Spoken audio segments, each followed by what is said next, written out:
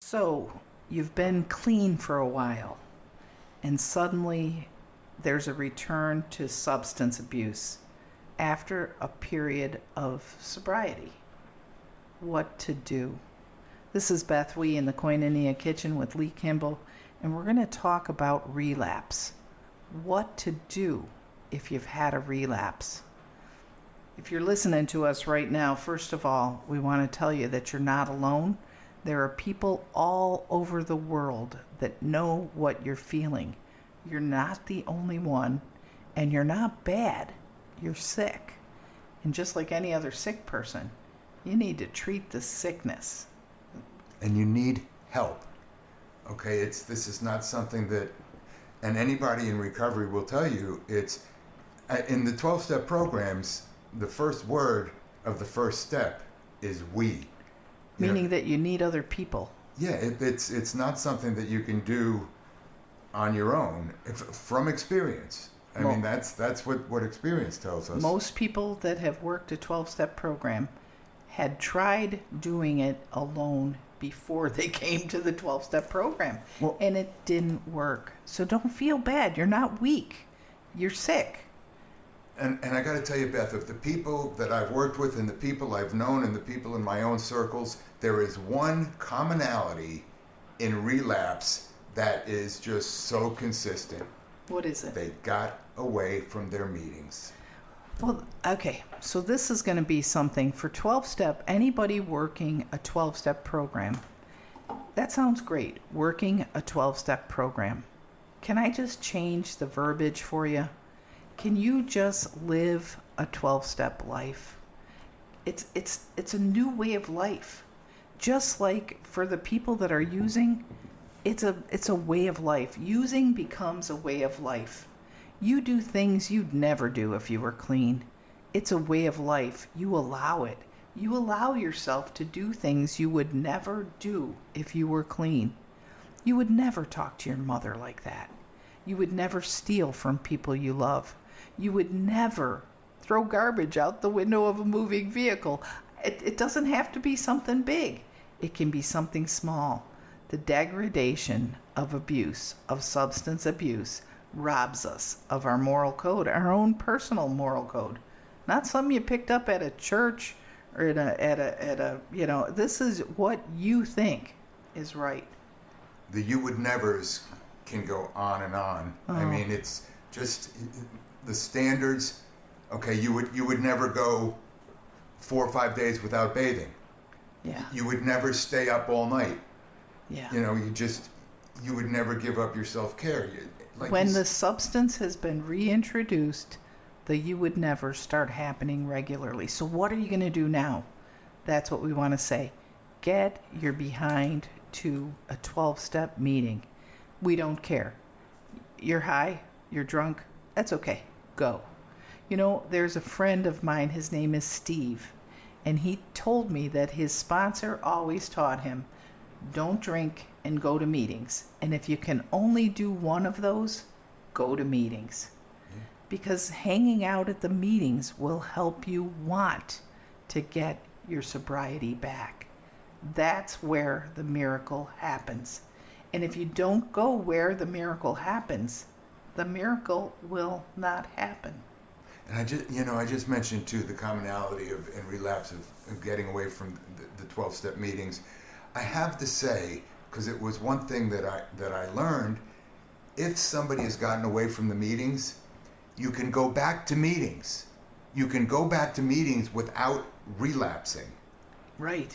Because I've known people that just can't get back and won't go back to, it's like the only option is to relapse.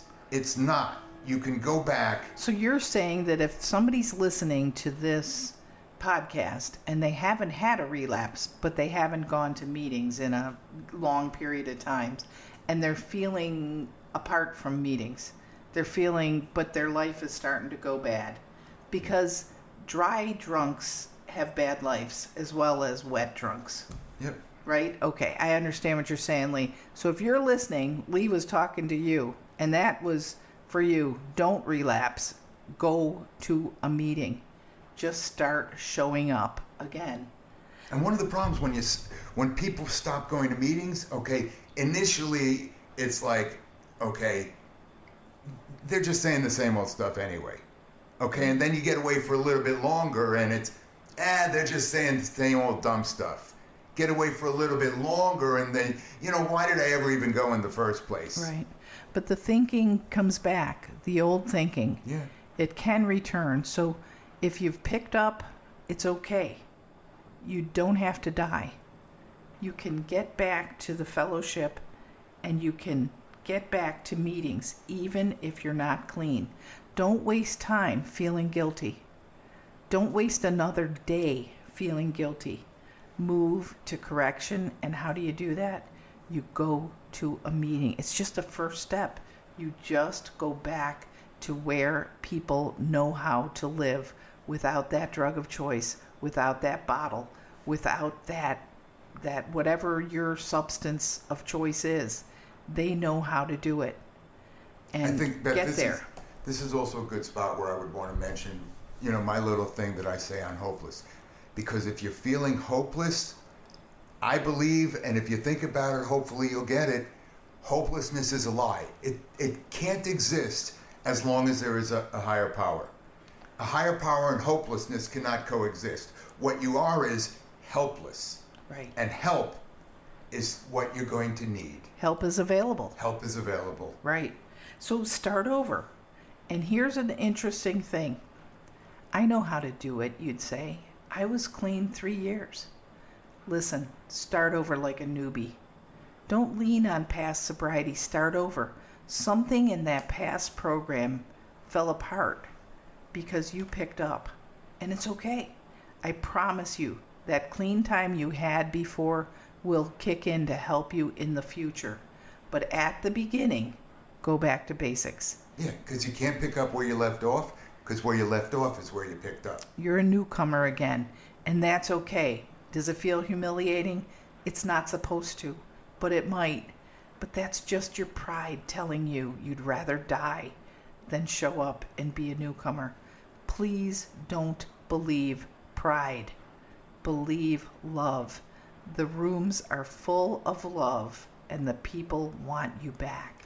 And the rooms are full of people that get it. You're not going to be judged because people have been there. Right. Ask for help. Say you need a phone list. Ask for a sponsor. Say my last sponsor and I didn't click. We weren't working together anymore. I need somebody that has time to talk to me. I need somebody that has time to help me. And ask for it out loud. Get to regular meetings. Go where you become a regular fixture and where you see people that are there. Every time you head in that room, there's the same few faces. Go there. It will make the continuity feel normal. It will help you stay. You won't be the only one who needs to be there every day. And you're going to have to get back to the willing to go to any length. Yeah. Because you know what? It'll kill you. It will kill you if you don't. Getting clean and sober is tough. Being drunk or high is natural for an alcoholic or an addict. It's supernatural when you're clean. But you can do it with a higher power and with a fellowship. Get your sanctuary, find your room where you feel safe, and go there. And if nothing else, remember, you are not alone. It's time to take addiction out of the shadows and shine the encouraging light of recovery on everyone affected.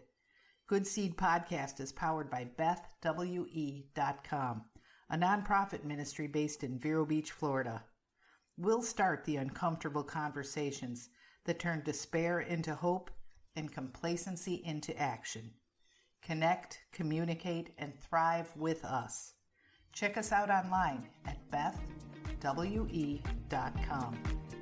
Thanks for tuning in. We'll talk again soon.